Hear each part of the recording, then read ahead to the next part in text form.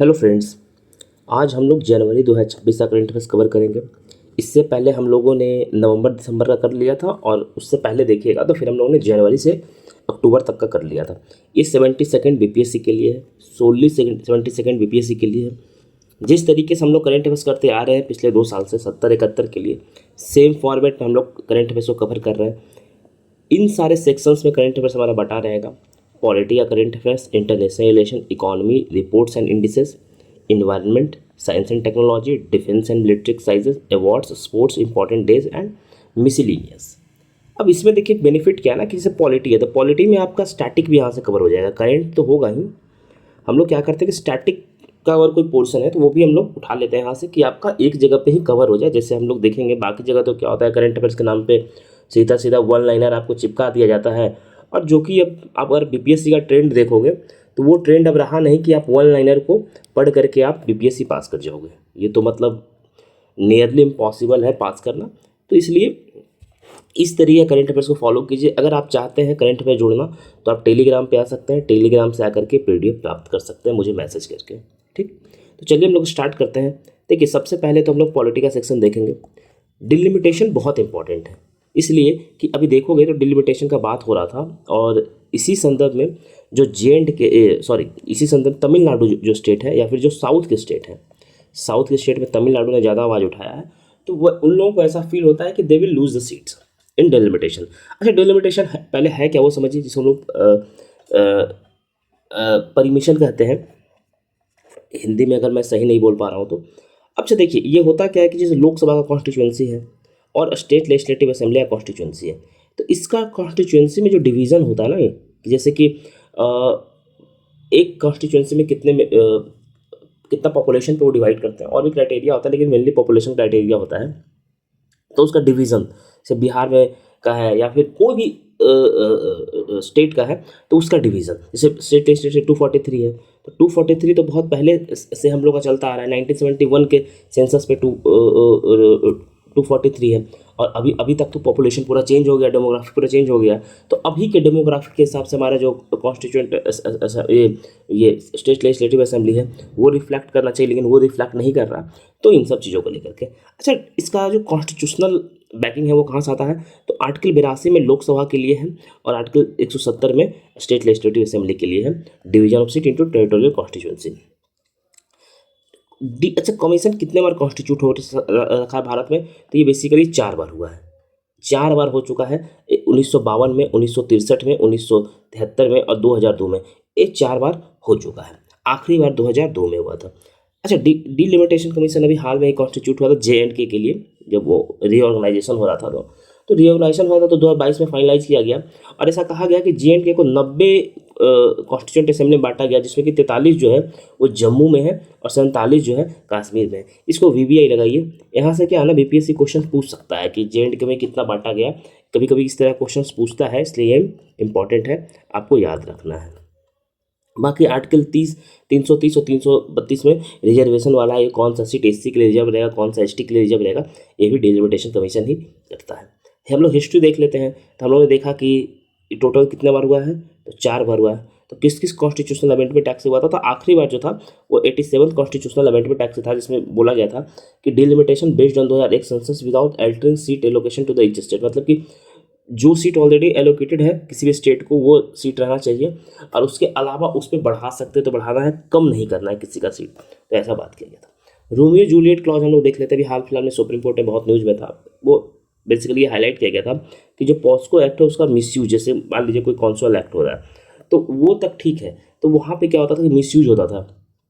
इस कारण से क्या बोला गया, सुप्रीम कोर्ट का है कि रोमियो जूलियट क्लॉज को पोस्को एक्ट में इंक्लूड करने का, जैसे कोई 17 साल का लड़का लड़की है तो अब ये दोनों कंसेंट के साथ है, तो यहाँ पे मिसयूज नहीं होना चाहिए पोस्को का। तो इन सब चीज़ों के कारण से all India presiding officer conference कहाँ हुआ था, तो ये बेसिकली लखनऊ में हुआ था, ये आपको ध्यान रखना है।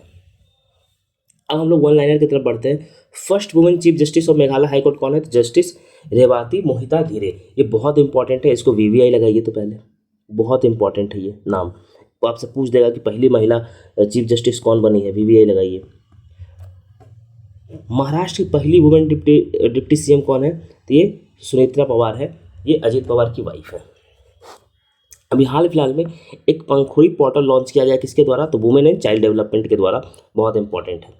विजिलेंस कमीशन अभी कौन बने हैं, तो बेसिकली प्रवीण वशिष्ठ बने हैं विजिलेंस कमीशन, बहुत इंपॉर्टेंट है, यह ध्यान रखिएगा। अच्छा, सुप्रीम कोर्ट अभी आर्टिकल जो मेंस्ट्रुअल हेल्थ है उसको ना फंडामेंटल राइट डिक्लेयर कर दिया गया आर्टिकल 21 के अंदर, और 21 केस के अंदर किया गया है, तो Jaya Thakur versus government of India case के अंदर किया गया है, आर्टिकल 21 में डाल दिया गया जो मेंस्ट्रुअल हेल्थ है लड़कियों का, उस चीज़ को।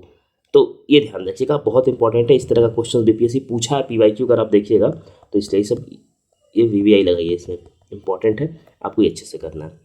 अच्छा, भी रिसेंटली क्या था ना कि 5-6 जो चीफ जस्टिस था उसका अपॉइंटमेंट हुआ था, इससे पटना हाई कोर्ट का हुआ था, तो संगम कुमार साहू थे, ये बेसिकली 42nd थे, सॉरी 47th थे, अब तो शायद चेंज हो गया है। अभी अभी तो शायद एक कोई महिला है वो शपथ ग्रहण की हैं, वो अभी हम लोग अपडेट करते हैं। Chief justice of Calcutta high court Sujoy Paul हैं। Chief justice of Uttarakhand high court ये जनवरी का है, ठीक। तो उसके बाद अगर कोई बदलाव हुआ होगा ना तो वो हम लोग सब्सिक्वेंट जो लेक्चर आएगा वहाँ पे कर देंगे, लेकिन जनवरी में ये है। अगर आपसे बीपीएससी पूछे कि इन जनवरी 2026 who was the chief justice of Patna high court, तो आपको ये संगम साहू ही बताना है, या फिर who was appointed as a chief justice of Jharkhand high court, then Sachchidanand सोनाकी आपको बताना है, अगर इस तरह से पूछे तो, और इस तरह से क्वेश्चन पूछा जाता है। इससे चीफ जस्टिस ऑफ उत्तराखंड कौन है, तो मनोज कुमार गुप्ता है, और chief justice of Kerala high court कौन है, तो सोमन सेन है। ये आपको ध्यान रखना है, ये नाम इंपॉर्टेंट है, बीपीएससी पूछा है पीवाईक्यू अगर आप देखिएगा तो। पॉलिटी का हम लोग का समाप्त हो गया, अब हम लोग आते हैं इंटरनेशनल रिलेशन में, ये बहुत इंपॉर्टेंट है। यहाँ से बीपीएससी तो सबसे करंट अफेयर्स के नाम पे सबसे ज़्यादा क्वेश्चंस इंटरनेशनल रिलेशन से ही पूछा जाता है, हम सबको पता है। तो सबसे पहला जो इंपॉर्टेंट करंट अफेयर्स का है वो इंडिया ईयू का एफटीए डील साइन हुआ था, ये बहुत इंपॉर्टेंट है। जो वहाँ की प्रेसिडेंट काउंसिल के चेयरमैन हैं उर्वरा, नाम मुझे प्रोनाउंस नहीं कर पा रहा हूँ मैं, तो वो आई थी भारत आई थी रिपब्लिक डे में चीफ गेस्ट है, फिर उसके बाद साइन हुआ था। तो बेसिकली जब साइन कब हुआ था, तो 16th इंडिया ईयू समिट के टाइम पे साइन हुआ था, ये ध्यान आपको रखना है। 16th इंडिया ईयू समिट जो था उस समय साइन हुआ था, और ये बेसिकली ईयू जो है ना भारत का 22वां एफटीए पार्टनर बना है, ये दोनों ध्यान रखना है, बहुत इंपॉर्टेंट है। अच्छा, इसको मदर ऑफ ऑल डील बोलते हैं, ये ध्यान रखना है। क्यों बोलते हैं अभी हम लोग अभी देखेंगे आगे। जैसे मदर ऑफ ऑल डील इसलिए बोलते हैं कि इंडिया ईयू जो है ना, अभी इंडिया जो है वो 4th लार्जेस्ट इकॉनमी है, ईयू जो है 2nd लार्जेस्ट इकॉनमी है, दोनों का मिला करके 25% ग्लोबल जीडीपी है, 1/3 जो है वो ट्रेड करता है और कवर करेगा, और 2 बिलियन पीपल को कवर करेगा। तो इतना ज़्यादा होने के कारण इसको मदर ऑफ ऑल डील बोलते हैं इसको, ये ध्यान रखिएगा। अच्छा, इसमें एक्सेस क्या मिलेगा, ईयू का जो मार्केट है इंडिया के लिए एक्सेस क्या क्या मिलेगा, तो ये ध्यान रखना है कि जो 97% टैरिफ लाइन है ना, और अगर हम लोग वैल्यू देखें तो 99.5% जो है विदिन जिस दिन से इफेक्ट में आएगा उस दिन से ही ये लागू हो जाएगा इतना प्रोडक्ट्स पे। और भारत क्या करेगा, तो 70% पे इमीडिएट ड्यूटी देगा, जो कि अगर हम लोग देखें वैल्यू गुड में तो वो 90% है, ये ध्यान रखिएगा, ठीक। सर इमीडिएटली जो है भारत का, और इंडिया अब जो है वो क्या एक्सेस देगा ईयू को, तो बेसिकली भारत जो है 92, आपको अप्रॉक्स याद रखना है, एग्जैक्ट नंबर नहीं याद रखना है, 92% टैरिफ लाइन जो है उसको ऑफ रिलीव करेगा, और ये 92% पूरे वैल्यू में अगर हम लोग देखें तो 97.5% होगा, ये आपको ध्यान रखना है। अभी यूएस स्ट्राइक किया था वेनेजुएला पे, ठीक, तो किस ऑपरेशन के तहत किया था, तो इसका नाम था absolute resolve, operation absolute resolve, जिसमें क्या किया था कि जो वहाँ का निकोलस मरूदो है और उनकी वाइफ है सिलिया फ्लोरेंस, उनको उठा लिया था, वहाँ से किडनैप कर लिया था। अच्छा, तो जब उठा लिया था तो उसके बाद इंटरिम प्रेसिडेंट कौन बनी, तो ये डेल्सी रॉड्रिक। अभी डेल्सी रॉड्रिक भारत के दौरे पे भी है, इंडिया विजिट की है ये, अगर आप लोग पेपर पढ़ते हैं देखेंगे ये इंडिया विजिट किया डेल्सी रॉड्रिक। अच्छा, largest lake in America, south America कौन सा आपसे पूछ देगा, तो लेक माराकाइबो जो कि वेनेजुएला में लोकेटेड है। वर्ल्ड का हाईएस्ट वाटरफॉल का है, तो एंजल वाटरफॉल, ये भी वेनेजुएला में लोकेटेड है। वेनेजुएला के पास वर्ल्ड का लार्जेस्ट रिजर्व है ऑयल का, कितना, तो 17% पूरे वर्ल्ड का जो क्रूड ऑयल रिजर्व है वो अकेले किसके पास है, तो वेनेजुएला के पास। और अगर हम लोग कुछ ज्योग्राफी देखते हैं तो एंडीज माउंटेन यहाँ है, माराकाइबो लोलैंड्स है, गुएना हाईलैंड्स है, ये सब है। इंपॉर्टेंट है क्योंकि वेनेजुएला न्यूज़ में रहता है, आप थोड़ा सा ज्योग्राफी उसका जान लीजिए। सबसे इंपॉर्टेंट इसका ज्योग्राफी में क्या कि लेक माराकाइबो जो है, ये आप पूछ सकता है, आपसे जगह पूछ सकता है लेक माराकाइबो का, तो ये इंपॉर्टेंट है, ये आपको पता होना चाहिए। अब हम लोग देखते हैं कि मोनेरो डॉक्ट्रिन है, तो ये सब तो पता ही है कि जो यूएस का बैकयार्ड है, जो साउथ अमेरिका है, साउथ अमेरिका या फिर जो अमेरिकन हेमिस्फीयर जिसको हम लोग बोलते हैं, साउथ अमेरिका और नॉर्थ अमेरिका, तो वो यूएस का बैकयार्ड उसको बोलता है। तो वहाँ पे किसी का इंटरफेरेंस जो है ना यूएस वो बर्दाश्त नहीं करता, तो बेसिकली वो है। अच्छा, यूएस का भी क्लेम किया था ग्रीनलैंड पे, तो ये भी बहुत इंपॉर्टेंट है। अब जो ग्रीनलैंड है वो वर्ल्ड का लार्जेस्ट नॉन कॉन्टिनेंटल आइलैंड है, ठीक। ये किसके बीच में है, तो आर्टिक और अटलांटिक ओशंस के बीच में, ये हम लोग को पता है। बेसिकली जो ग्रीनलैंड है ना उसका 80% जो एरिया है वो बर्फ से ढका रहता है, ठीक। अच्छा, इसको ग्रीनलैंड क्यों बोलते हैं, अगर किसी को पता है तो आप कमेंट करके बताइए कि why it is called as Greenland. जानना चाहते हैं कि इसको ग्रीनलैंड क्यों बोलते हैं, ठीक।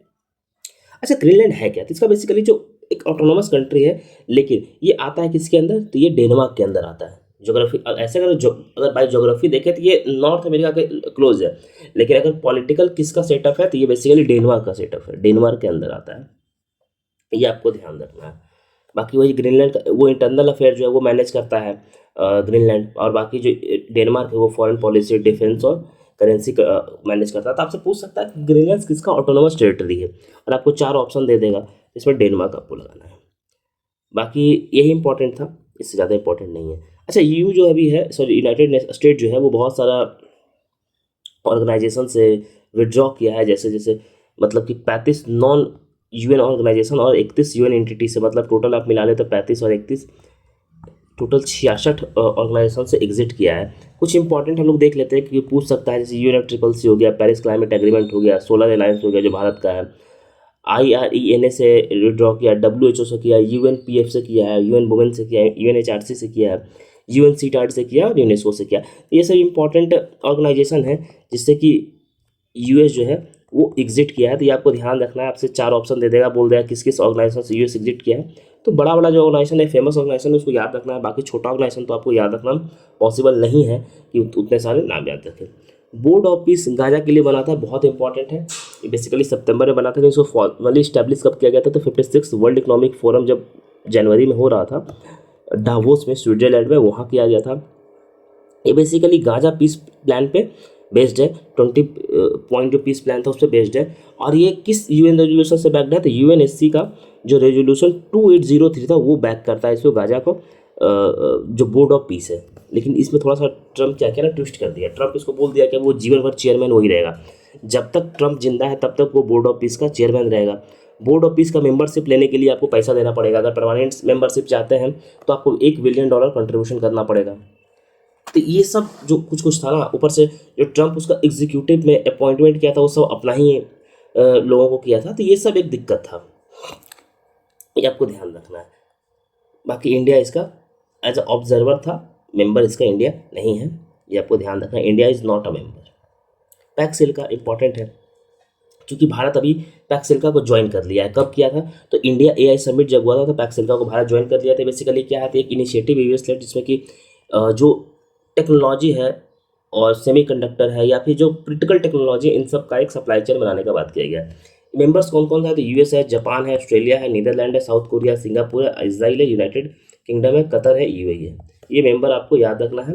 भारत उसके बाद एक जुड़ गया है, तो बस इतना ध्यान रखना है, भारत इसका मेंबर बन गया है। इनिशियली मेंबर नहीं था भारत, बाद में जो AI इम्पैक्ट समिट हुआ है उस दौरान भारत इसका मेंबरशिप ज्वाइन किया है। तो ये बहुत इंपॉर्टेंट है, ये ध्यान रखना। 18th ब्रिक्स प्रेसिडेंसी जो है वो भारत के पास है, इससे पहले ब्राज़ील के पास था। भारत से पहले किसके पास था, तो ब्राज़ील के पास था 17th, ये आपको ध्यान रखना है। अब इसका थीम क्या रखा गया, थीम रखा गया building for resilience, innovation, cooperation and sustainability. ये इसका थीम रखा गया है, building for resilience, innovation, cooperation and sustainability, ये ध्यान रखना है आपको, ठीक। बाकी अभी इसका हाल फिलहाल में लोगो रिवील किया गया, जो कि ऐसे लोटस देखते हैं ना, ऐसे लोटस, इस तरीके से लोटस है और इसमें नमस्ते का ऐसे हाथ रखा गया, तो ये इसका अभी हाल फिलहाल में लोगो किया गया है, तो ये ध्यान रखना है। चलिए कुछ वन लाइनर हम लोग देख लेते हैं। भारत और इजराइल जो है वो ज्वाइंट मिनिस्ट्रियल डिक्लेरेशन किया है, किस पे, तो फिशरी और एक्वाकल्चर पे, ये आपको ध्यान रखना है। किस पे किया है, तो फिशरी और एक्वाकल्चर पे। अब देखिए वर्ल्ड का सबसे बड़ा गुलफूड एक इवेंट होता है, ये वर्ल्ड का लार्जेस्ट एनुअल फूड इवेंट है, तो ये कहाँ हुआ था, दुबई में हुआ था, ठीक। और भारत जो है वो एज ए पार्टनर कंट्री इसमें पार्टिसिपेट कर रहा है, तो ये बहुत इंपॉर्टेंट है। फुकुशिमा डिजास्टर हम सब जानते हैं 2011 में हुआ था और ये जापान में था, तो जापान फिर से क्या कर रहा है कि वर्ल्ड का लार्जेस्ट न्यूक्लियर रिएक्टर है इसको फिर से स्टार्ट कर रहा है, ये ध्यान रखना है आपको, ठीक। इक्वाडोर के जो प्रेसिडेंट है डैनियल नोबाओ, वो क्या किया कि 60 दिन का इमरजेंसी डिक्लेयर किया गया देश में, ये ध्यान रखना है। ग्लोबल गवर्नेंस इनिशिएटिव इसका है बेसिकली, तो चाइना का प्रपोजल, ये ध्यान रखना है। हाल फिलहाल में जो डिप्लोमेट है डीवी वेंकटेश वर्मा, उनको नॉमिनेट किया गया है यूनाइटेड नेशन जनरल असेंबली के जो एडवाइजरी बोर्ड थे उनके द्वारा नॉमिनेट किया गया है डिजास्टर मैनेजमेंट मैटर पे, ठीक। ये ध्यान रखना, ये पहले व्यक्ति हैं ऐसे पोजीशन होल्ड करने वाले, मतलब पहले भारतीय हैं, ये आपको ध्यान रखना है। उसी दौरान अच्छा, जर्मनी के जो चांसलर हैं वो भी भारत आए हुए थे उसी दौरान, तो एक डील साइन हुआ था भारत और जर्मनी के बीच में, joint declaration on intent to develop defence industrial cooperation road map. ये ध्यान रखना है कि defence industrial cooperation road map किसके साथ साइन किया गया था, तो बेसिकली किया गया था जर्मनी के साथ, उसी समय आए थे, तो इसलिए अभी बहुत लोग कंफ्यूज कर जाएंगे, फ्रांस लगा देंगे, तो ये ध्यान रखना है आपको। भारत जो है वो ई प्रोडक्शन इन्वेस्टमेंट के लिए E4 वीज़ा लाया है, ये बेसिकली सिर्फ चाइनीज़ के लिए है, ये सिर्फ चाइनीज़ के लिए है, ये ध्यान रखना है। कुछ हम लोग समिट देख लेते हैं, तो वर्ल्ड इकोनॉमिक फोरम डावोस में हुआ था स्विट्जरलैंड में, 19 से 23 तक हुआ था। इसका थीम क्या था, स्पिरिट ऑफ डायलॉग था इसका थीम। ये कहाँ हुआ था, तो ये बेसिकली स्विट्जरलैंड डावोस में हुआ था। 53rd new Delhi book fair, नाम से पता है कहाँ था भाई, तो ये न्यू दिल्ली में हुआ था। और अगर इसका थीम हम लोग देखें तो Indian military history, valour and wisdom, ये था। सेकेंड ग्लोबल बुद्धिस्ट काउंसिल कहाँ हुआ था, तो ये भी दिल्ली में हुआ था, भारत मंडपम में हुआ था। और अगर इसका हम लोग थीम देखें तो इसका थीम था collective wisdom, United voice, mutual coexistence, इसका थीम था। बाकी पीएम विश्वकर्मा हाट, ये बेसिकली जो एमएसएमई मिनिस्ट्री है उसके द्वारा ऑर्गेनाइज किया गया था दिल्ली में। इसका थीम क्या था, तो विश्वकर्मा का अभियान, विकसित भारत का निर्माण। तो ये वर्ल्ड समिट था। अब हम लोग आगे देखते हैं, देखिए रिपोर्ट एंड इंडिसेस, इसमें सबसे इंपॉर्टेंट है रिस्पॉन्सिबल नेशन इंडेक्स, क्योंकि ये भारत के द्वारा ही निकाला गया था, ये देखने के लिए कि वर्ल्ड में कौन सा नेशन रिस्पॉन्सिबली एक्ट करता है और कौन सा इरिस्पॉन्सिबली। इसको वीवीआई लगाई सबसे पहले, बहुत चांस है कि यहाँ से आपसे क्वेश्चन पूछ दे रिस्पॉन्सिबल नेशन इंडेक्स में, ठीक। तो ये बेसिकली लॉन्च इसके द्वारा किया गया था, तो world intellectual forum new Delhi, इसके द्वारा लॉन्च किया था। आपको बहुत ध्यान रखना है एक एक चीज़, वर्ल्ड इंटेलेक्चुअल फाउंडेशन के द्वारा किया गया था बेसिकली, और इसमें साथ में कौन था, तो जेएनयू था और आईआईएम मुंबई था, इन सब के साथ ये किया गया था। ऐसे इसमें भारत का जो रैंक है वो क्या दिया गया था, तो भारत को 16th रैंक पे रखा गया था। और टॉप पे किसको रखा गया था, तो सिंगापुर का रखा गया था टॉप पे, स्विट्जरलैंड सेकंड पे था और डेनमार्क को थर्ड पे रखा गया था। और अगर हम लोग यूएस और चाइना का रैंकिंग देखें तो यूएस को 66 रैंक पे रखा गया था और चाइना को 68 रैंक पे रखा गया था। तो ये रिस्पॉन्सिबल नेशन इंडेक्स, इसको वीवीआई लगाइए, बहुत इंपॉर्टेंट है, यहाँ से क्वेश्चन आने का बहुत प्रबल संभावना है। बाकी world economic situation and prospect report United nation के द्वारा निकाल दिया जाता है, इसको यूएनसीटाड निकालता है, इसको यूएनसीटाड निकालता है इसको, ये आपको ध्यान रखना। ग्लोबल रिस्क रिपोर्ट कौन निकालता है, तो बेसिकली वर्ल्ड इकोनॉमिक फोरम का है, ये आपको ध्यान रखना, इंपॉर्टेंट है ये सब, इंपॉर्टेंट है ये सब। एक्सपोर्ट प्रिपेयर्डनेस इंडेक्स कौन निकालता है इसके लिए, तो भारत में निकाला जाता है, नीति आयोग निकालती है। और अगर इसमें हम लोग लार्जेस्ट स्टेट में देखें तो महाराष्ट्र जो है वो उसको बेस्ट परफॉर्मिंग स्टेट में रखा गया, महाराष्ट्र, तमिलनाडु, गुजरात, यूपी, ये सब, मतलब बेसिकली ये देखती है कि कौन सा स्टेट जो है बहुत एक्सपोर्ट में बेहतर कर रहा है इस चीज़ पर। कुछ हम लोग वन लाइनर देख लेते हैं, इंपॉर्टेंट जो भी है। देखिए एशिया मैन्युफैक्चरिंग इंडेक्स निकाला गया था, इसमें भारत का जो रैंक है उस 6th रखा गया था 11 एशियन मेजर इकॉनमी में, ठीक। ये ध्यान रखना कि एशिया मैन्युफैक्चरिंग इंडेक्स में भारत का रैंक क्या था, तो 6 था, ठीक। वो महिलाओं के लिए जो वुमेन है वो बेस्ट सिटी इमर्ज करके आया। अच्छा, इंडिया जो है वर्ल्ड में लार्जेस्ट राइस प्रोड्यूसर बन गया है, 150.18 मिलियन टन प्रोड्यूस किया है, चाइना को पीछे छोड़ दिया है। तो हम लोग जो चावल है, धान बोल सकते हैं उसको, चावल बोल सकते हैं उसको, चावल प्रोड्यूस करते हैं हम लोग टॉप पे हो गए, तो इसको वीवीआई आप लगा सकते हैं, बहुत इंपॉर्टेंट है ये चीज़, ठीक। और ग्लोबल इन्वेस्टमेंट कौन मॉनिटर करता है, तो बेसिकली यूएनसीटाड मॉनिटर करता है।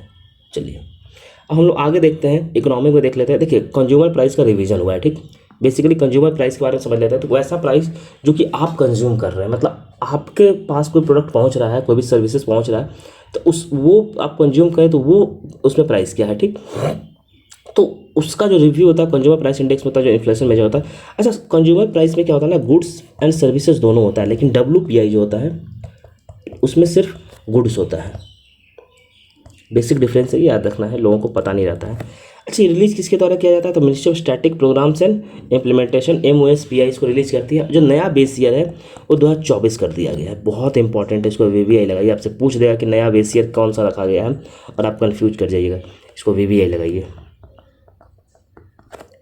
ठीक। अभी इसमें क्या किया गया है कि जो बेस ईयर 2024 रखा गया और इसमें 358 गुड्स एंड सर्विसेज रखा गया है, 358 गुड्स एंड सर्विसेज रखा गया। और ये पहला, जब रिवीजन होने के बाद जब ये पहला बार पब्लिश कर गया तो ईयर ऑन ईयर जो है, जैसे जनवरी में जो से 2025 जनवरी से लेकर 2026 जनवरी में कितना इन्फ्लेशन रहा था, 2.75 ऐसा बताता है ईयर ऑन ईयर, कि उस समय के जनवरी में और अभी के जनवरी में ये चीज़ है। ठीक, बाकी ये रिटेल इन्फ्लेशन रिफ्लेक्ट करता है, जो कि डायरेक्टली कंज्यूमर को इम्पैक्ट करता है, तो इसको रिटेल इन्फ्लेशन भी बोलते हैं। भारत जो है वर्ल्ड का third largest domestic aviation market बन गया है। इसको वीवीआई लगाइए, आपसे पूछ देगा कितना नंबर पे है, बहुत इंपॉर्टेंट है, ये सब पूछा जाता है, ये सब बीपीएससी का फेवरेट क्वेश्चंस में आता है ये सब चीज़। ठीक, बाकी निर्मला सीतारमण 9 बार कंसेक्यूटिव बजट पेश की है। सबसे ज़्यादा पेश करने वाले कौन है, तो मोरारजी देसाई हैं। चलिए कुछ इन्वायरमेंट का इंपॉर्टेंट हम लोग देख लेते हैं। इंपॉर्टेंट ही हम लोग देखेंगे, सारा नहीं देखेंगे, जो भी जरूरी रहेगा वो हम लोग देखेंगे। देखिए, माउंट नी तेलोंग वोल्केनो इरप्ट हुआ है, ये बेसिकली कहाँ है, तो ये है इंडोनेशिया में। ठीक, लखनऊ जो है वो भारत का पहला अर्बन नाइट सफारी लखनऊ में होगा, कहाँ, तो कुर्किला फॉरेस्ट में। ये बहुत इंपॉर्टेंट अर्बन नाइट सफारी, ये ध्यान रखिएगा। भारत जो है वर्ल्ड का second national environment standard laboratory जो है, और वर्ल्ड का 5th ये सोलर सेल कैलिब्रेशन कहाँ किया गया है, तो ये CSIR न्यू दिल्ली में किया गया है। इंपॉर्टेंट है, ध्यान रखना है। केरला जो है अरलम वाइल्ड लाइफ सेंचुरी का नाम बदल के बटरफ्लाई सेंचुरी कर देगा, और ये भारत का पहला बटरफ्लाई सेंचुरी है, ये ध्यान रखना है। आपसे क्वेश्चन पूछ देगा कि भारत का पहला बटरफ्लाई सेंचुरी कहाँ है, तो बेसिकली केरला में है, बहुत इंपॉर्टेंट है। और ये आपसे क्वेश्चन पूछा जा सकता है कि कहाँ है, तो ये बेसिकली है केरला में। ठीक, अच्छा, अभी United nation biodiversity beyond national jurisdiction जो हम लोग BBNJ ट्रीटी है, वो बेसिकली एक हाई जो सी ट्रीटी था वो क्या किया, फोर्स में आ गया है। ठीक, तो ये ध्यान रखना है। 60 लोग क्या किया, इसको रेटिफाई किया। ये मतलब first legally binding global framework है to protect biodiversity international water. मतलब जो सी होता है ना, इंटरनेशनल वाटर होता है, तो उसमें बायोडाइवर्सिटी को प्रोटेक्ट करने के लिए ये पहला है, ये ध्यान रखना है। Gandak river emerge as the second major river after Chambal. अब इसमें जो गंडक रिवर है घड़ियाल पाया गया, तो गंडक रिवर क्या है ना, ये चंबल के बाद सबसे ज़्यादा घड़ियाल किसमें है, तो वो गंडक रिवर में है, ये ध्यान रखना है। आपको बिहार में ही है ये, इसलिए इंपॉर्टेंट है। न्यू प्लांट स्पीसीज डिस्कवर इन नागालैंड, क्या नाम है उसका, तो होया नागासीस इसका नाम रखा गया, इंपॉर्टेंट है। 16th session of IRENA assembly कहाँ हुआ है, तो बेसिकली अबू धाबी UAE में हुआ है, इंपॉर्टेंट है। अच्छा, यू जो है ना वो कार्बन टैक्स लगाता था, हम सबको पता है कि फर्स्ट वर्ल्ड का कार्बन टैक्स लगाने वाला कंट्री वो यू है, यूरोपियन यूनियन। तो वो कब से इम्पैक्ट इन्फोर्स में आएगा, तो 1 जनवरी 2026 से वो इन्फोर्स में आ रहा है।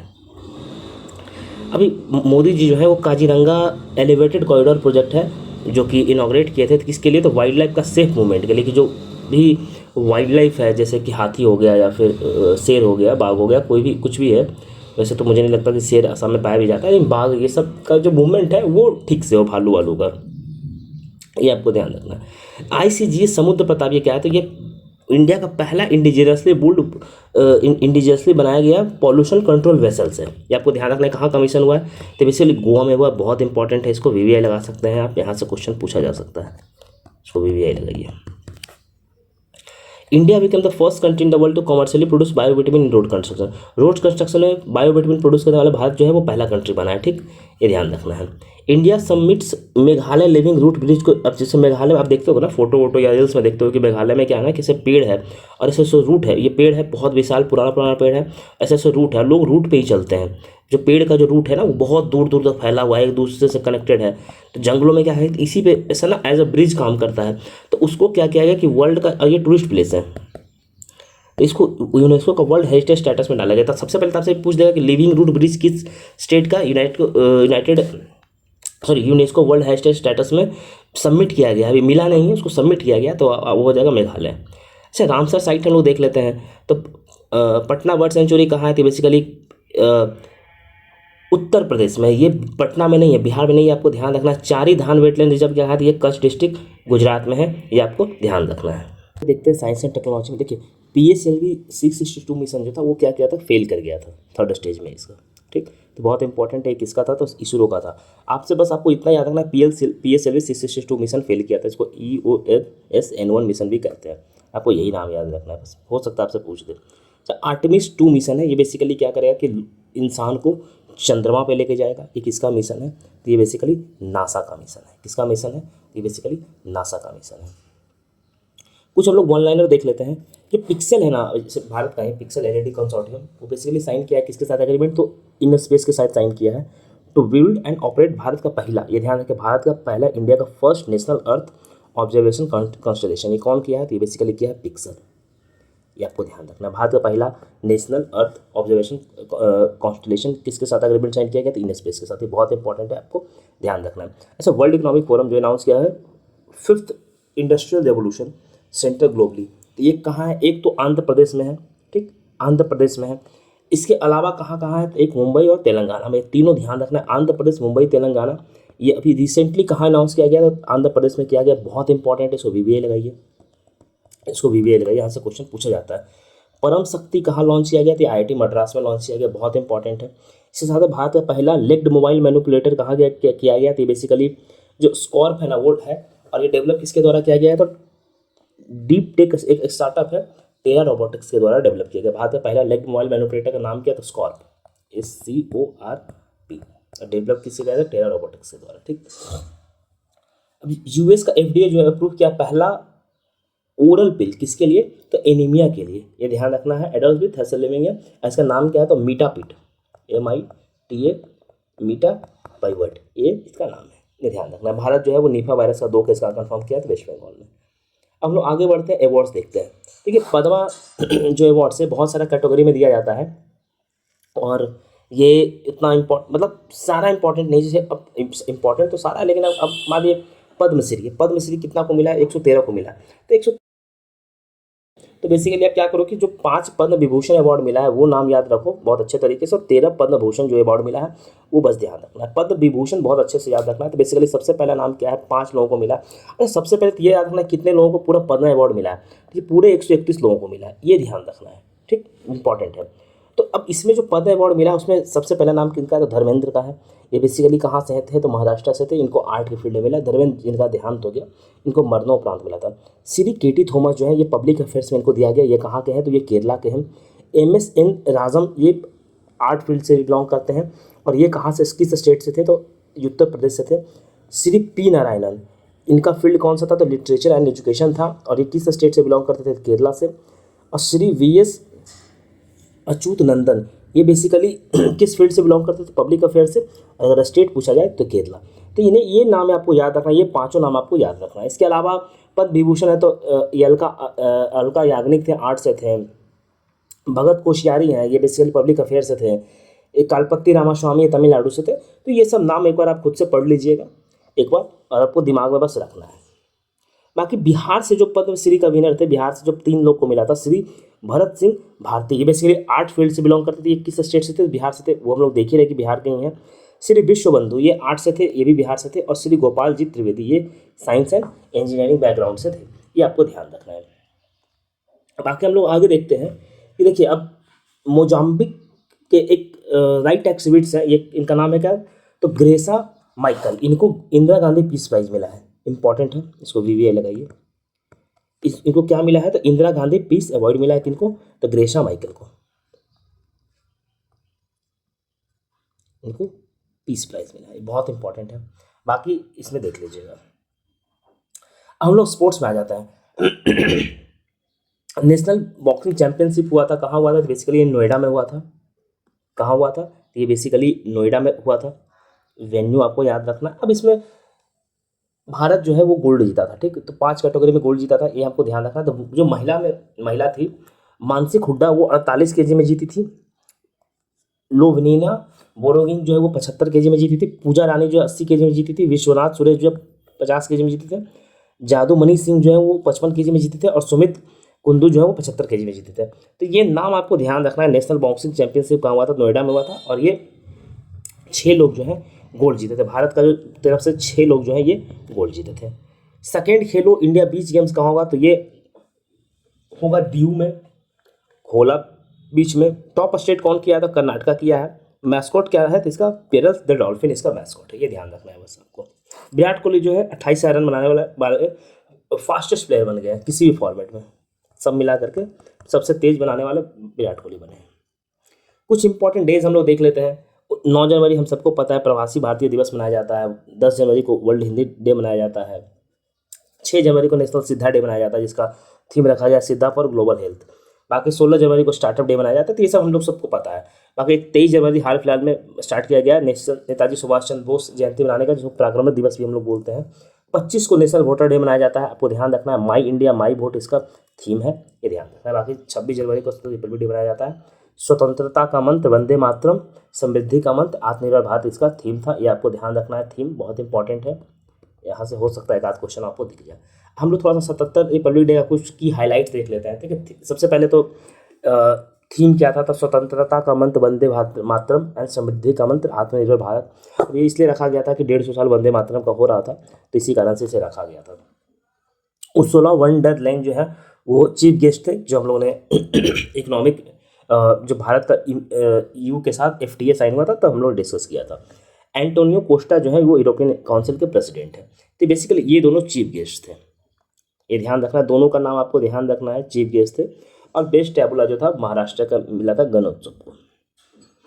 चलिए हम लोग मिसलिनियस देखते हैं। मिसलिनियस में देखिए सबसे पहला था भारत का पहला बुलेट ट्रेन कब लॉन्च होगा, तो ये 15 अगस्त 2027 को लॉन्च हो जाएगा, बेसिकली अहमदाबाद और मुंबई के बीच में, ठीक। भारत का पहला हाइड्रोजन का जो ट्रायल ट्रेन है वो कहाँ चला है, तो बेसिकली जिंद सोनीपत में चला है, जो कि नॉर्दर्न रेलवे का पार्ट है, वहाँ चला है, बहुत इंपॉर्टेंट है, ध्यान रखना है आपको। और भारत रेलवे का ही पहला LNG डीजल फ्यूल जो है वो कहाँ चला है, बेसिकली साबरमती अहमदाबाद में चला। LNG पूछे तो साबरमती अहमदाबाद में चला है, और अगर हाइड्रोजन पूछे तो ये जिंद और सोनीपत के बीच में ट्रायल चला है, ये आपको ध्यान रखना है।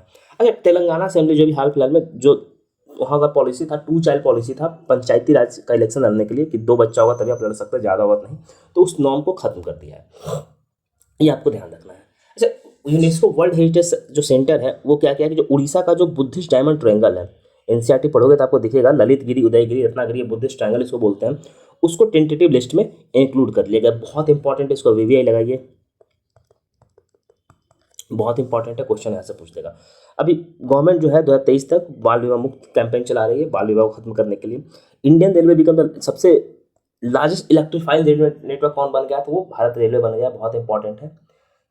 नेक्स्ट हम लोग देखते हैं कि पंचम, ये basically ministry of panchayat launch किया गया। अब इसमें क्या है, तो पंचायत असिस्टेंट मैसेजिंग चैटबॉट, मतलब जिससे पंचायत में कोई भी हेल्प चाहिए पंचायत में, तो वो उस चीज़ के लिए ये लॉन्च किया गया है। नेक्स्ट हम लोग देखते हैं कि बुद्धिस्ट स्तूपा जो था, 2000 साल बुद्धिस्ट स्तूपा कहाँ मिला है, तो बारामुल्ला कश्मीर में मिला है, आपको ये ध्यान रखना है। कुषाण पीरियड टाइम का ये स्तूपा है, कहाँ मिला है, तो ये मिला है कश्मीर में। नेक्स्ट हम लोग देखते हैं कि मोदी जी जो इनॉग्रेट किए क्या, तो the light and the lotus relic of awakened one, जो हम लोग देख रहे थे ना कि जो पिपरवाना रैलिक सा बुद्धा का, वो मोदी जी ये इनॉग्रेट किए थे, तो बेसिकली कहाँ हुआ था, ये न्यू दिल्ली में किया गया था, जो VVI लगाइए, इंपॉर्टेंट है। GIMS ग्रेटर नोएडा इनॉग्रेट करेगा भारत का पहला आर्टिफिशियल इंटेलिजेंस क्लिनिक, ये कहाँ है, तो बेसिकली नोएडा में होगा, नाम से पता चल रहा है, तो आपको ध्यान रखना है। मध्य प्रदेश जो है 2026 को ईयर ऑफ एग्रीकल्चर डिक्लेयर किया है, मध्य प्रदेश जो है 2026 को ईयर ऑफ एग्रीकल्चर डिक्लेयर किया गया। वर्ल्ड का लार्जेस्ट इंस्टॉल्ड विराट रामायण मंदिर कहाँ है, बेसिकली मोतिहारी में, बहुत इंपॉर्टेंट, लार्जेस्ट शिवलिंग यहाँ इंस्टॉल हुआ है, ठीक। असम पहला स्टेट बना है 8th पे कमीशन एम्प्लॉय करने के लिए, ठीक। बाकी इसमें इंपॉर्टेंट है कि अरुणाचल प्रदेश सेलिब्रेट करेगा इंडिया का पहला sunrise 2026 dance of the down, ये बहुत इंपॉर्टेंट है। इसके साथ साथ नागौरी अश्वगंधा को GI टैग मिला है, राजस्थान का ये नागौरी अश्वगंधा इंपॉर्टेंट है, ध्यान रखिएगा। ये हम लोग का कंप्लीट हो गया करंट अफेयर्स। थोड़ा सा फेस्टिवल हम लोग देख लेते हैं 2-3। थावी फेस्टिवल कहाँ है, तो जम्मू कश्मीर में होता है, इंपॉर्टेंट है, VVI लगाइए इसको। रोसोमा ऑरेंज फेस्टिवल कहाँ होता है, नागालैंड में होता है।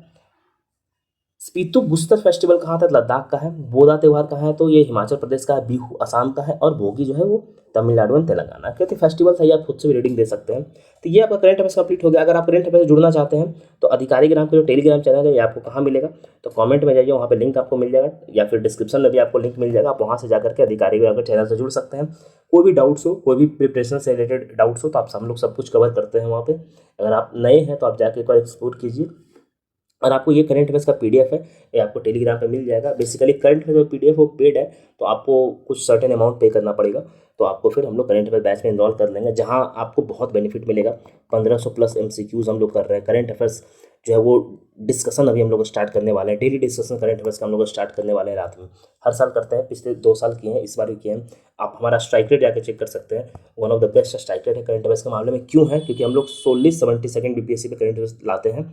ऐसा नहीं कि हम लोग डिफरेंट एग्जाम को एक साथ क्लब करते हैं। हमारा आप देखोगे एकदम टारगेटेड है एग्जाम, आप करंट अफेयर्स देखते ही लग जाएगा कि यार ये तो सारा इंपॉर्टेंट करंट अफेयर्स है। हम लोग उसी तरीके से कवर करते हैं जिससे कि आपका कम समय में आपको एक पूरा होलसम करंट अफेयर्स आपको 1.5 साल का 2 साल का हम लोग कवर करवाने की कोशिश करते हैं। जैसे करंट अफेयर्स पे देखिए, करंट अफेयर्स से 30 से 35 क्वेश्चन पूछता है, तो आपका रिजल्ट जो है ना करंट अफेयर्स पे बहुत निर्भर करता है कि आपका रिजल्ट करंट अफेयर्स पे हो, इस कारण से। ठीक, तो आइए करंट अफेयर्स हम लोग का जुड़िए और आप आश्वस्त रहिए, आपका करंट अफेयर्स बहुत सही जगह से, बहुत मतलब एकदम एक्यूरेसी के साथ कवर करवाया जा रहा है। तो लेक्चर देखने के लिए धन्यवाद।